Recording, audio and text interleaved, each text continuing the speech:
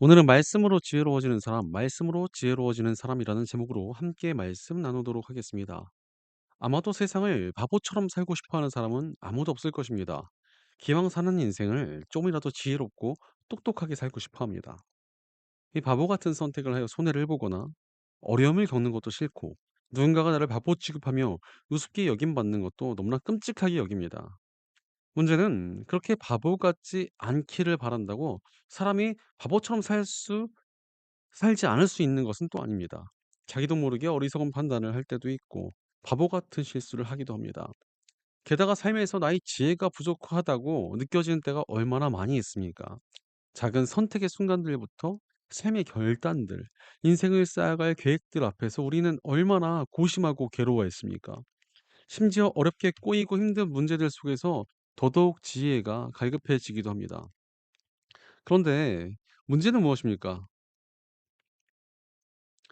지혜를 얻기가 쉽지 않다는 점입니다. 그래서 보통 사람들이 제일 많이 택하는 방법이 있다면 그것은 바로 공부입니다. 많은 사람들이 공부를 열심히 해서 지식을 많이 쌓으면 지혜가 생긴다는 사실을 믿습니다. 실제로 공부를 많이 하면 남들보다 더 넓게 멀리 볼 수 있고 또 훨씬 더 지혜로워 보이는 선택을 할 수 있는 것도 맞습니다. 그래서 이런저런 공부를 해보기도 하지만 공부라는 것이 만만치 않습니다. 학생 때야 어쨌든 공부를 해야 하니까 하는데 정말 나이가 먹어갈수록 공부라는 것이 쉽지 않습니다. 게다가 무슨 공부를 해야 진짜 지혜가 생길지도 모르겠고 공부 자체가 스트레스로 다가오는 경우도 정말 많습니다. 심지어 공부를 한다고 무조건 좋은 선택을 하느냐 하면 그것도 아닙니다. 지식을 쌓는 것만으로는 부족할 때도 많기 때문입니다.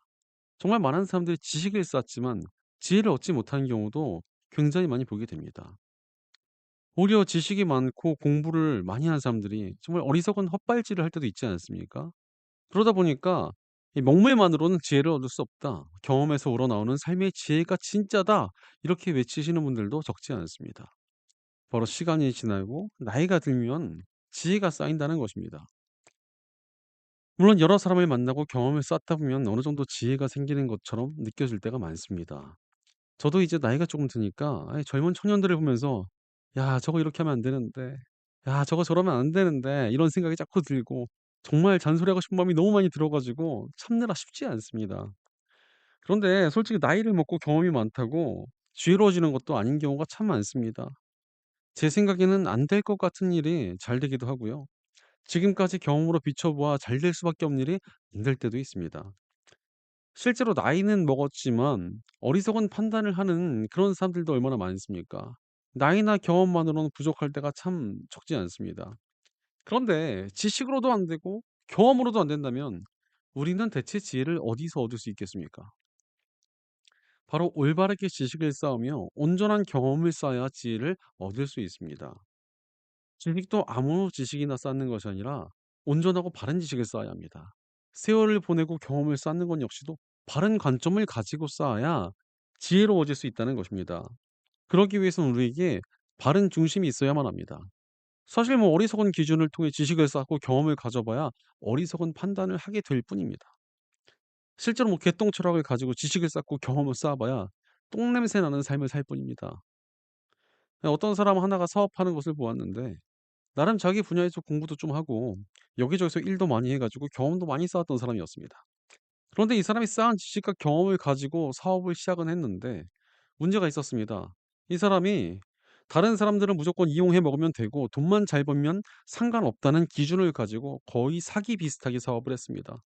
처음에 뭐 겉은 번드르르 하니까 조금 먹히는 것 같고 승승장구하는 것처럼 보이기도 했습니다.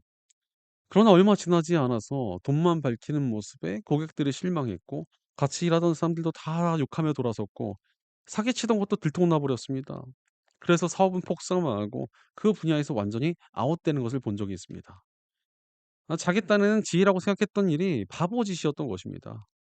바로 온전한 기준이 없는 지식과 경험은 오히려 사람을 더 어리석게 만들 뿐입니다. 그러면 우리에게는 바른 기준이 필요합니다. 그것이 무엇입니까? 오늘 본문 98 절을 보니 주님의 계명이 언제나 나와 함께 있으므로 그 계명으로 주님께서는 나를 내 원수들보다 더 지혜롭게 해 주십니다라고 말씀하십니다. 바로 하나님의 말씀이 사람을 지혜롭게 한다는 것입니다. 하나님의 말씀은 우리가 지식과 경험을 바르게 쌓아갈 수 있는 기준을 주시기 때문입니다. 실제로 하나님의 말씀이 무엇입니까? 온 세상을 창조하시고 다스리시는 하나님의 말씀입니다. 그러니 세상에 아무리 지혜롭고 똑똑하다는 사람들 말보다도 더욱 지혜롭고 바른 기준을 주는 것이 하나님의 말씀일 수밖에 없습니다. 아무리 똑똑하고 잘났다고 하는 사람들도 세상을 다스리거나 창조할 수는 없으며 그들 역시도 우리와 똑같은 유한한 피조물에 불과하기 때문입니다. 하지만 우리 하나님께서는 영원하신 분이시며 모든 것을 창조하신 하나님이십니다. 영원하신 하나님께서는 그 누구보다도 많은 경험을 가지신 분이시고 세상의 모든 지식 또한 하나님의 아래에 있을 뿐입니다. 그러니 세상의 어떤 지혜도 하나님 앞에서는 보잘것없는 것들에 불과합니다. 그러므로 우리는 하나님의 말씀으로 지혜로워져야 합니다. 바로 하나님의 말씀을 기준으로 삼으며 살아갈 때 진정한 지혜를 얻을 수 있다는 것입니다. 그렇다면 우리가 하나님의 말씀을 통한 지혜를 어찌 얻을 수 있겠습니까? 오늘 본문 97절을 보니 내가 주님의 법을 얼마나 사랑하는지 온종일 그것만을 깊이 생각합니다라고 말씀하십니다. 오늘 시편의 저자는 하나님의 말씀을 너무나 사랑한다고 고백합니다. 무엇을 사랑한다는 것은 그 대상을 너무도 중요한 우선순위로 삼겠다는 의미입니다. 사랑한다면서 그렇게 중요하게 여기지 않는다면 이것은 거짓말입니다. 사랑한다면 그 사랑하는 대상을 우선순위로 삼게 됩니다. 그리고 오늘 본문의 고백처럼 하나님의 말씀을 사랑할 때 우리에게는 변화가 일어날 수밖에 없는 것입니다. 바로 말씀을 사랑한다는 것은 말씀을 내 삶의 우선순위로 삼겠다는 뜻이기 때문입니다. 하나님의 말씀을 알고 그분의 말씀을 따르는 것이 삶의 우선순위가 될 때 말씀의 생명력이 우리에게 나타나 우리를 놀랍도록 지혜롭게 할 것입니다. 늘 하나님의 뜻을 생각하고 그분의 말씀대로 살고자 하니 그 삶이 온 우주의 되시는 하나님께서 주시는 지혜로 충만해질 것이기 때문입니다. 그러므로 우리가 하나님의 말씀으로 지혜로워지기 위해선 말씀을 사랑해야 합니다. 우리는 말씀을 사랑하고 우선순위로 삼으며 말씀으로 지혜로워져야 합니다. 그때 우리가 세상이 줄 수 없는 참된 하나님의 지혜를 가진 사람으로 세워질 것입니다. 그렇다면 우리가 구체적으로 어떻게 말씀을 통해 지혜로워질 수 있겠습니까? 첫째로 말씀을 알아가며 말씀으로 지혜로워져야 합니다. 말씀이 우리에게 지혜를 준다고 하는데 사실 우리는 믿음 생활을 하고 나름 말씀을 접하기도 하면서도 그것을 체감하지 못할 때가 참 많습니다. 왜 그렇습니까? 사실 너무나 명확한 이유가 있습니다. 말씀을 잘 모르기 때문에 그렇습니다. 저도 목회를 하면서 느끼는 부분이 생각보다 말씀에 대해서 잘 아시는 분이 굉장히 적습니다. 생각보다 말씀에 대해 더 잘 알고 싶어 하고 궁금해하는 사람들 역시도 많지 않습니다. 크리스천이라는 이름을 가졌지만 오히려 세상의 지식을 쌓기를 훨씬 중요하게 생각하는 것입니다. 그나마 자기 분야에서 전문적인 지식을 많이 알고 있는 것은 좀 이해가 됩니다.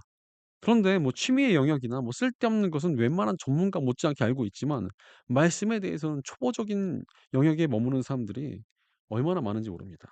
온갖 세상의 지식에 대해서는 뭐 책에다가 유튜브에다가 온 힘을 다해서 다 알아보고 부족하면 AI까지 동원해서 지식을 쌓고자 합니다. 하지만 정작 말씀에 대해서는 그 정도 열정을 가진 사람들이 굉장히 적습니다. 심지어 뭐 교회를 뭐 10 년, 20년 다녔지만 성경 1 독도 못 해본 사람들이 수두룩합니다. 말로는 하나님을 사랑한다고 하고 찬양도 부르지만 정작 그렇게 사랑한다는 하나님의 말씀에 대해서 별로 관심이 없습니다. 아니 나중에 천국 가 가지고 하나님께서 "내가 너에게 보낸 편지를 한 번은 읽어 봤니? 성경 말이야." 이렇게 물으신다면 뭐라고 대답하시겠습니까? "아니요. 한 번도 다 안 읽어 봤는데요." 이렇게 대답할 수밖에 없다면 이게 어떻게 하나님을 사랑하는 사람이라 할 수 있겠습니까? 그러니 대체 어떻게 말씀의 지혜를 누릴 수 있겠냐는 것입니다. 사실 우리가 진짜로 하나님을 사랑한다면 그분의 말씀에도 좀 관심을 가져야 마땅한 일입니다. 게다가 하나님께서 우리에게 말씀을 그냥 주셨겠습니까? 우리에게 뭐 피곤하라고 힘들라고 말씀을 읽으라고 하신 게 아닙니다. 이 말씀을 통해 하나님의 뜻을 알고 그분의 지혜를 얻으며 그 능력으로 살라고 말씀을 주신 것입니다. 그러니 우리가 온전히 말씀을 알아가려 하지 않는다면 우리는 하나님께서 주신 지혜와 능력을 도무지 누릴 수가 없게 되는 것입니다. 그러므로 우리는 말씀을 알아가며 말씀으로 지혜로워져야 합니다. 바로 말씀을 알기에 힘써야 한다는 것입니다. 말씀을 읽어야 하고 또한 진지하게 들어야 합니다. 또한 모르면 묻고 알아가야 합니다. 물론 괜히 이상한 이단 성경 공부, 뭐 교회 밖의 성경 공부 같은 데는 좀 조심해야 되는 게 맞습니다. 하지만 우리는 교회에서 얼마든지 말씀에 대해서 배울 기회가 있다는 것입니다. 다행히도 우리에게 말씀을 가르치는 목회자도 있지 않습니까? 우리가 말씀을 알아가고자 하면은 얼마든지 알아갈 수 있는 길이 있다는 것입니다. 그리고 이렇게 말씀을 알아가는 것이 우리의 힘과 능력이 됩니다. 그러므로 우리는 말씀을 알아가는 그 지혜를 가지며 말씀으로 지혜로워져야 합니다. 그럼에도 불구하고 적지 않은 크리스천들이 말씀에 대해서 무관심하게 살아갑니다. 왜 그렇습니까? 생각보다 적지 않은 크리스천들이 말씀에 지혜가 있다는 사실을 좀 진심으로 믿지는 않습니다. 그러니 성경을 알아가기보단 세상의 지식을 아는 것이 훨씬 더 도움이 될 것이라 믿고 살아갑니다. 그러면서 세상의 지식을 쌓느라 바쁘다며 말씀에 대해 알아가기 좀 귀찮아합니다. 오히려 세상의 지식이나 세상의 가치를 쫓아야 내 삶을 잘 키워 나갈 수 있다고 여깁니다. 그러다 보니까 뭐 말씀을 대충 다룹니다. 말씀은 뭐 대충 듣기도 하고 예배 때 읽기도 하니까 뭐 '이 정도면 괜찮지 않나?' 이러면서 말씀에 대해서 힘써 알아가고자 하지 않는 것입니다. 그냥 대충만 알면 되지. 교양 수준으로 알면 되지. 뭐 '불신자들보다 좀 더 잘 알면 되는 정도 아니겠어?' 이렇게 생각을 하는 것입니다. 심지어 말씀을 잘 아는 것과 세상의 지식을 잘 아는 것 둘 중에 하나를 택하라면 세상의 지식을 택할 크리스천들이 훨씬 많은 것 같습니다. 그러나 세상의 지식이 있으면 뭐든 다 해결되고 잘 되는 것이 맞습니까? 그래서 절대 그렇지 않습니다. 예를 들어서 베트남 전쟁은 미국의 가장 뛰어난 지식인들이 모여서 계획한 전쟁이었습니다. 당대 세계 최고의 엘리트들이 모여 가지고 전쟁을 계획하고 지휘했습니다. 이들이 모여 가지고 데이터와 통계를 내면서 예상되는 사망자, 무기 보급량, 전술 등을 슈퍼컴퓨터로 다 계산해 가지고 언제쯤 미국이 승리할 할 것인가 이것을 완벽하게 예측해 낼 수 있다고 믿었습니다. 하지만 정작 전쟁이 터지고 나니까 늪지대와 게릴라전이라는 특수성은 인간적인 모든 예측을 다 망가뜨렸습니다. 그러니 세계 최강이라는 미국이 역사상 최초의 패전이라는 엄청난 오점을 남겼고 수많은 젊은이들의 목숨을 앗아가는 결과를 만들어냈습니다. 뛰어난 지식을 가졌다고 하더라도 너무나 바보 같은 결과를 만들어낸 것입니다. 바로 세상의 지식으로는 한계가 있습니다. 무엇보다도 우리가 살아가는 이 세상의 뒤편에는 영적인 부분이라는 것이 있습니다. 그런 관점에서 볼 때 세상의 모든 지식이 다 옳은 것은 절대 아닙니다. 지식이라고 다 옳고 무조건 좋다 이렇게 생각하면 정말 큰 코 다칩니다. 세상에는 겉은 번드르르해 보이나 하나님을 대적하는 잘못된 지식도 엄청나게 많습니다. 그런데 이런 지식을 쌓는다고 좋을 것이 있겠습니까? 오히려 하나님을 대적하는 지식을 가지고 그것을 기준으로 삼고 살아간다면 하나님께서 싫어하는 것을 쫓는 삶인데 잘 될 수가 없습니다. 바로 지식 중에는 망할 놈의 지식도 있다는 것입니다. 그렇다면 이런 망할 지식을 분별할 지혜가 어디 있겠습니까? 바로 말씀에 있습니다. 그러므로 우리는 말씀을 알아가며 말씀으로 지혜로워져야 합니다. 그러니 오늘 본문 99 절은 "내가 주님의 증거를 늘 생각함으로 내가 내 스승들보다도 더 지혜롭게 되었습니다."라고 말씀하십니다. 주님의 증거를 늘 생각한다는 것은 마음을 다해 하나님의 말씀을 알아간다는 뜻 아닙니까? 그렇게 하나님의 뜻을 알아가고자 했더니 스승이라 불릴 만큼 지식이 많은 사람들보다도 더욱 지혜롭게 되었다는 것입니다. 바로 하나님의 말씀을 알아가니 옳은 지식을 구별할 지식 기준이 생기고 그러니 하나님의 뜻을 따라 살아갈 수 있는 지혜가 생겨났다는 것입니다. 그러니 그 삶에 하나님의 지혜로 인한 복과 능력이 나타나는 것 아니겠습니까? 이 사실을 십자가의 복음이 증명합니다. 십자가의 복음이 뭡니까? 핵심만 말하자면 우리의 죄를 대신 치러 주신 예수님의 사랑입니다. 그런데 십자가의 복음을 좀 대충 아는 사람들은 죄를 대신 치러 주셨으니까 마치 십자가를 죄 씻는 도구 정도로만 생각을 합니다. 안타깝게도 적지 않은 사람들이 복음을 한 그 정도, 그냥 죄를 씻는 비누 정도로만 생각하는 것 같습니다. 하지만 말씀을 알아가면 어떻습니까? 복음 안에 숨겨져 있는 진리들이 깨달아집니다. 복음을 통해 우리는 의롭게 되었을 뿐 아니라 성령님께서 거하시는 성전이 되었습니다. 전능하신 하나님께서 아예 우리 안에 오셔서 우리와 함께 하시기 시작하셨다는 것입니다. 이것을 깨닫는 게 얼마나 능력 있는 삶입니까? 게다가 또 복음을 통해 우리가 하나님의 백성으로서 하나님의 창조 질서에 회복되어 하나님께서 계획하셨던 모든 복과 은혜를 누릴 수 있게 되었음이 정말 십자가의 복음에 다 들어 있습니다. 사실 복음이라는 것도 아는 만큼 더욱 큰 은혜와 능력을 누릴 수 있게 되는 것입니다. 게다가 사도 요한은 예수님을 말씀이 육신으로 오신 분이라고 고백을 했습니다. 즉 예수님을 알아가고 그분의 능력을 누리는 길은 하나님의 말씀을 알아가는 것에 있다는 의미입니다. 그러니 우리가 말씀을 알고 말씀의 지식을 쌓는 것에는 엄청난 힘이 있습니다. 실제로 구약 성경의 다니엘은 희망이 없는 시대를 살아가고 있었습니다. 그의 나라였던 유다 왕국은 패망했고 그는 젊은 나이에 포로로 끌려와서 고향에서 한참을 떨어진 땅에서 살아가야만 했습니다. 그 가운데 그는 말씀을 굳게 붙들었고 하나님의 능력으로 말미암아 강대국의 총리가 되어 정말 지혜롭게 잘 살아갈 수 있는 사람이 되었습니다.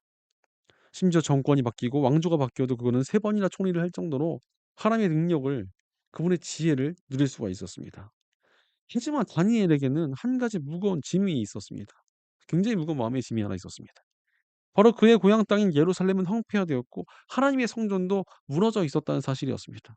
게다가 강대국 바벨론이 무너졌어도 또 다른 제국이 다시 세상을 지배했습니다.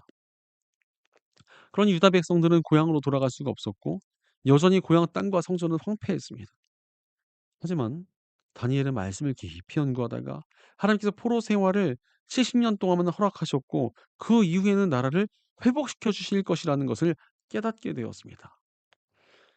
그러니 다니엘은 회복될 나라를 위해서 기도할 수 있었고 자신의 민족에게 희망을 줄 수 있었으며 후대 사람들이 예루살렘을 재건하기 위해 준비할 수 있는 지혜를 얻게 했습니다. 하나님의 말씀을 깊이 알아가자 많은 선한 영향력을 주게 된 것입니다. 실제로 말씀에는 엄청난 지혜와 능력이 있습니다.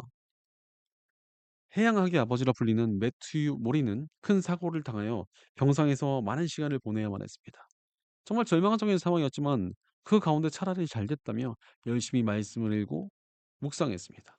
그러다가 시편 8편에서 바닷길이란 단어가 나오는 것에 갑자기 꽂히게 됩니다.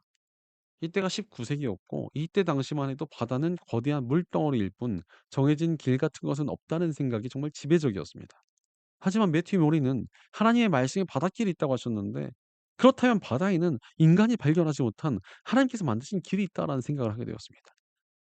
그러니 그는 깨달은 하나님의 말씀을 증명하기 위해 세상의 항해 일지를 수집하고 수온과 풍향을 세세히 연구하며 바닷길을 찾아보았습니다. 그 결과 매튜 모리는 인류 역사상 최초로 바다의 흐름인 해로를 발견하게 되었습니다. 그 덕에 전 세계 배들의 항해 시간이 엄청나게 단축되었고 수많은 조난 사고를 막아서 많은 생명을 살리게 되었습니다. 그러니 오늘날까지도 세계 과학자들이 그를 해양학의 아버지라 부르고 있으며 그 동상 아래에는 시편 8편의 말씀이 쓰여져 있습니다. 바로 하나님의 말씀을 알아가니 세상의 지혜를 뛰어넘는 놀라운 역사가 일어났습니다. 우리도 마찬가지로 말씀으로 지혜로워져야 합니다. 하나님의 말씀을 알아갈 때 지금 우리의 삶을 바꾸는 놀라운 지혜가 생겨납니다. 온 세상을 지으시고 다스리시는 하나님의 지혜가 우리에게 이식될 것이기 때문입니다. 그러므로 하나님의 말씀을 힘써 알아감으로 말씀의 지혜로 세상을 살아가며 하나님께서 예비하신 복과 능력을 풍성히 누리는 저와 여러분 되시기를 축원합니다. 둘째로 말씀으로 살아가며 말씀으로 지혜로워져야 합니다. 우리가 말씀의 지혜를 제대로 누리려면 무엇이 필요합니까? 말씀의 지식을 경험해 봐야 합니다. 그냥 말씀을 많이 알았다 이러고 끝나면 안 됩니다. 말씀대로 살아봐야 합니다. 살아내 말씀의 능력이 있습니다. 말씀으로 살아가는 경험과 세월이 쌓여갈 때 우리가 진정으로 지혜로워지며 하나님 안에서 강하고 견고하게 살아갈 수 있게 되는 것입니다. 바로 그냥 살아가는 것이 아니라 하나님의 말씀을 붙들고 삶을 살아갈 때 우리가 진정으로 지혜롭고 능력 있는 삶을 살아갈 수 있게 된다라는 것입니다. 오늘 본 백절을 보니까 내가 주님의 법도를 따름으로 노인들보다도 더 슬기로워졌습니다라고 말씀하십니다. 말씀을 붙들고 사니까 훨씬 더 오랜 세월을 산 노인들보다도 더욱 슬기로워졌다는 것입니다. 실제로 그냥 보낸 세월은 힘이 없습니다. 그냥 아무런 기준이나 올바른 뜻도 없이 세월을 보내봐야 그냥 아집에 가득한 꼰대가 될 뿐입니다. 하지만 제대로 나이를 먹으면 다릅니다. 제대로 나이를 먹고 지혜와 여유가 있는 사람들을 우리가 어른이라고 부르지 않습니까? 무엇보다도 말씀으로 살아온 경험이 쌓인 믿음의 사람들은 정말 강력합니다. 말씀으로 살아온 삶의 지혜가 있고 능력이 있기 때문입니다. 하나님의 말씀에서 우러나오는 지혜를 진정으로 믿는 믿음과 그것을 통한 하나님과의 동행의 경험이 쌓여서 정말 강렬한 믿음이 한기를 주기 때문입니다. 그러니 우리는 말씀으로 살아가며 말씀으로 지혜로워져야 합니다. 그럼에도 불구하고 말씀으로 살지 못하는 사람들이 적지 않습니다. 그냥 말씀을 잘하는 지식에서만 머뭅니다. 그 정도로도 충분하다고 생각하는 것입니다. 하지만 알기만 하고 살지 않는 지식에는 아무런 힘이 없습니다. 예전 어떤 장로님께서 말씀을 정말 많이 알았습니다. 나름 공부를 해 가지고 상당히 지적인 수준이 높았습니다. 그러니 목사님이 설교를 해도 성경적으로 틀렸다면서 늘 토를 달았습니다. 심지어 부교역자들 설교는 직접 가 가지고 신랄하게 비평을 하기도 했습니다. 그런데 성경 해석에서 틀린 부분만 지적하는 것이 아니었습니다. 메시지에 대해서도 자신이 살아보니까 그거 아니라고, 말씀대로만 살면 패가 망신한다고, 응? 이 목사 사역자들이 이 세상을 잘 모른다고, 세상 물정 하나도 모르는 사람들이라고 이러면서 자신이 살아온 삶의 경험을 가지고 또 말씀 메시지까지 비판을 했습니다. 그러니 뭐 담임 목사님부터 부교육자들까지 다 괴로워했습니다. 게다가 또 교회에 끼치는 해악도 어마어마했습니다. 이분이 하도 설교를 까고 다니니까 성도들도 설교에 대해서 의욕을 갖고 은혜를 받지 못했던 것입니다. 그러던 와중에 이분이 자신의 경험과 지혜를 가지고 원래 하던 사업을 확장했습니다. 심지어 이것은 좀 무리한 방법이고 조금 불법적인 부분도 있었는데 자신의 지금까지의 경험과 노련함이면 충분하다면서 단호하게 사업을 키워왔습니다. 하지만 얼마 지나지 않아서 무리한 방법이 이를 키우기 시작했고 불법적인 일이 크게 터져 나오기 시작하면서 그분의 사업이 완전히 망하게 되었습니다. 본인이 말버릇처럼 성경대로만 살면 패가 망신한다고 했는데 정작 패가 망신한 것은 성경대로 살지 않았던 자기 자신이었습니다. 바로 말씀으로 살아가는 것에 힘이 있는 것입니다. 이는 말씀을 따르고 순종하는 삶을 말합니다. 듣고 깨달은 말씀에 순종할 때 말씀의 생명력이 우리 삶을 휘감습니다. 이렇게 말씀을 실천하며 살아가며 말씀으로 사는 인생이 반드시 힘이 있습니다. 하나님께서는 순종하는 이들에게 거침없는 복과 은혜를 베푸시기 때문입니다. 그러니 말씀에 순종하는 사람들만큼 지혜로운 사람이 없습니다. 가장 빠르고 가장 가까이서 하나님의 풍성한 능력을 누릴 것이기 때문입니다. 그러므로 우리는 말씀을 실천하며 말씀으로 지혜로워져 갑니다. 이렇게 말씀을 따르는 삶에 지혜와 능력이 있다는 것을 십자가의 복음이 증명합니다. 우리는 십자가의 복음을 통해 구원받은 사람들이지 않습니까? 우리는 원래 죄인으로 태어나 죄의 본성을 가지고 죄를 지으며 살아가던 소망이 없던 악한 존재였습니다. 하지만 하나님의 말씀을 통해 주어진 복음을 받아들일 때 우리는 모든 죄를 용서받고 새로운 삶을 살아갈 수 있게 되었습니다. 바로 우리는 말씀을 통해 복음을 알고 그 복음을 믿으며 구원받았습니다. 말씀대로 구원을 받아 이제 새로운 삶을 시작하게 되었다는 것입니다. 복음을 통해 새로운 삶을 살아가게 된 우리가 이제 어찌 살아가야 됩니까? 그냥 구원받았으니까 끝이라고 생각한다면 그냥 갓난아기에 멈춰 있는 것과 같습니다. 이제 우리에게 성장이 필요합니다. 크리스천의 성장은 그냥 살아간다고 되는 것이 아니라 말씀을 알고 행함으로 성장합니다. 바로 말씀으로 살아갈 때 우리가 영적인 성장을 이루는 것입니다. 말씀을 따르며 순종할 때 우리에게 진정한 지혜가 자라나며 하나님께서 주시는 영적인 능력을 누리며 살아갈 수 있게 되기 때문입니다. 말씀을 순종하며 살아가는 삶이 없다면 믿음이 생긴 지 100년이 지나도 영적인 어린아이에 불과할 뿐입니다. 하지만 말씀을 순종하다 보면 우리는 반드시 그 가운데 성장하며 하나님의 지혜를 누릴 수 있게 됩니다. 그러므로 우리는 순종을 통해 말씀으로 지혜로워져야 합니다. 실제로 예수님께서 이 땅에 오셔서 사역하셨을 때도 그냥 하지 않으셨습니다. 그냥 아무렇게나 사역하신 게 아니라 구약 성경의 말씀에 순종하며 그것들을 성취하는 삶을 사셨습니다. 무려 300개가 넘는 구약의 말씀들이 예수님의 삶을 통해 성취되었습니다. 그러니 예수님의 삶에 엄청난 하나님의 능력이 나타난 것입니다. 바로 말씀을 따라 살아가는 삶의 능력이 있습니다. 구약 성경의 갈렙 역시도 젊어서 받은 말씀을 평생 기억하며 그 말씀대로 살고자 했습니다. 그러니 그가 노년의 나이에도 강건한 힘을 가지고 살아가며 전쟁의 선봉에 쓰고 이스라엘에서 가장 강력한 유다 지파를 세우고 꾸려나가게 되었습니다. 말씀을 따라 사는 삶에 능력이 있다는 것입니다.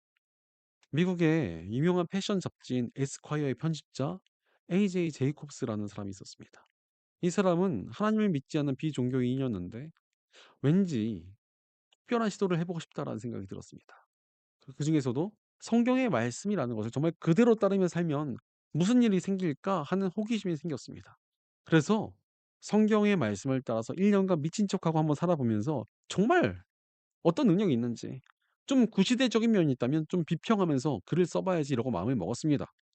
그래서 마음 먹은 대로 성경의 계명들을 한 700여 개로 정리하고 목회자와 랍비한테도 조언을 들어가며 이제 성경대로 1년간 살아보겠다는 것을 실천해 보았습니다. 그래서 성경 시대처럼 수염을 길렀다가 뭐 테러리스트로 오해를 받은 적도 있고 율법을 실천하다가 아내에게 미움을 받아보기도 하고 일부러 거짓말을 안 써보려고 하다가 손해를 본 적도 있다는 것입니다. 그렇게 1년을 살아본 후에 그가 고백한 것은 먼저 크게 위로를 받았다는 것이었습니다. 유명 잡지의 편집자였던 자신이 참 완벽한 사람인 줄 알았는데 성경을 통해 자기가 얼마나 무력하고 흠이 많은 사람인 줄 알게 되었고 오히려 그게 위로가 되었다는 것입니다. 또한 성경을 따르는 일을 통해 안식과 기쁨 또한 얻게 되었다고 고백합니다. 그리고 무엇보다도 자주 감사하는 습관이 생겼고 이것이 삶에 엄청난 유익을 준다는 것을 깨달았다고 고백을 합니다. 하나님을 모르고 믿지 않는 사람들조차도 말씀을 따라 살아보니 삶이 달라졌다는 것입니다. 그런데 우리는 오히려 그 사람보다 더욱더 말씀을 제대로 알아갈 수 있고 제대로 살아갈 수 있습니다. 우리는 전능하신 하나님을 믿는 하나님의 자녀들이기 때문입니다. 그런 우리가 말씀대로 살면 얼마나 더 능력이 나타나겠습니까? 오히려 하나님의 자녀들이 하나님의 말씀에 순종하면 훨씬 더 강력한 능력과 지혜가 나타날 수밖에 없습니다.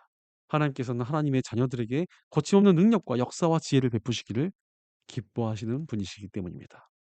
그러므로 우리는 순종의 삶을 통하여 말씀으로 지혜로워져야 합니다.